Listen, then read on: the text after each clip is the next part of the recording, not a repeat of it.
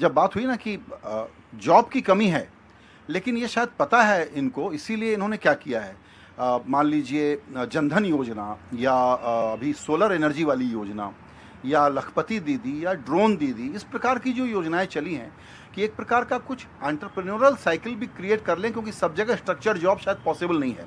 ये कैसा गांव में दिखता है क्या? ये काफ़ी पैमाने पे गांव में दिखता है। और जो रास्तों का काम है, हाईवेज़ का काम है, वो विदर्भ के इलाके में बहुत ज़्यादा लेवल पे दिखता है। It is like super achievement by Gadkari's ministry. If you go to Yavatmal, if you go to Wardha, if you go to any areas which were totally underdeveloped earlier, roads and infrastructure, there is no doubt that there is incredible work done. अभी बेरोजगारी के मुद्दे पे जो बात हो रही है, मनीषा जी ने भी कहा, बाकी वक्ताओं ने भी कहा, उसमें महाराष्ट्र में थोड़ा सा एक फ़र्क ये है कि देखिए, ये स्टेट पहले से ही बहुत ज़्यादा इंडस्ट्रियलाइज्ड स्टेट है और ये ऐसा स्टेट है जिसमें बहुत ज़्यादा MIDC जो हम बोलते हैं, महाराष्ट्र इंडस्ट्रियल डेवलपमेंट कॉरपोरेशन, शहरों का एक औद्योगिकरण जिसको हम हिंदी में बोल सकते हैं, जहाँ पे इंडस्ट्रियल ग्रोथ ज़्यादा है। तो jobs is not a big issue in a state like Maharashtra. That is my reading. It might be an issue in Uttar Pradesh, it might be an issue in the south, Telangana or some places. I am not totally aware of that. But in Maharashtra, बेरोज़गारी का कोई इतना ज़्यादा नहीं है, क्योंकि आपको शायद आपका गांव छोड़ना पड़े, लेकिन आपके गांव से 100 किलोमीटर पे आपके बहुत अच्छा जॉब मिल जाता है। तो बहुत सारे लोग ऐसे भी हैं जो एक दिन में आ जाके वो काम कर लेते हैं। दूसरा जो है महंगाई का मुद्दा जो है, वो भी मुझे महाराष्ट्र में इतना नहीं दिखाई देता, क्योंकि उसका भी वही है कि पैसा काफ़ी स्टेट में काफ़ी पैसा है, तो इस that is trickling down, so it is not a big issue.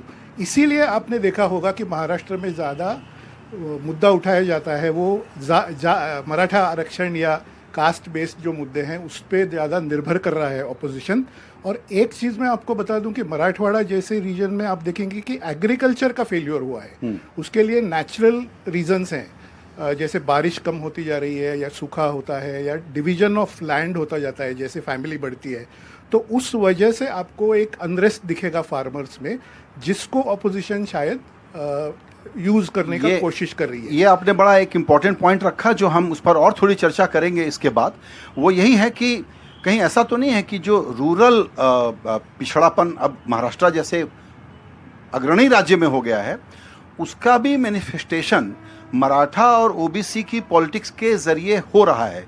यानी खेती से लोगों को दूर करना और गाँवों में ही और गाँवों के पास ही शहर बनाना, ये शायद डेवलपमेंट का एक बड़ा चैलेंज है। हाँ, तो मुझे ये लगता है कि 2-3 चीज़ें वहाँ पे हो रही है। एक तो फ्रैगमेंटेशन ऑफ लैंड, जैसे मैंने कहा, उसकी वजह से वो वायबल नहीं हो रहा है एग्रीकल्चर, और उसका रिफ्लेक्शन ये हो रहा है कि जॉब्स में ये लोग जाना चाहते हैं और प्राइवेट सेक्टर में शायद वो स्किल उनके पास नहीं है जो उनको मिले, इसलिए वो गवर्नमेंट जॉब। मराठा आरक्षण इशू को हम इकोनॉमिक इशू के रूप में देखें या कास्ट के ही रूप में देखें? मैं 100% मराठा आरक्षण इशू को इकोनॉमिक इशू देखता हूं और मेनली एग्रीकल्चर फेल्योर का इशू देखता हूं। इसमें कोई गवर्नमेंट का या पॉलिटिकल पार्टी का रोल मुझे नहीं लगता है। ये एग्रो फेल्योर जो होता गया है उसका नतीजा और जाहिर है कि इसको कैसे एड्रेस किया जाए, नीलकंठ जी के पास कुछ विचार होंगे।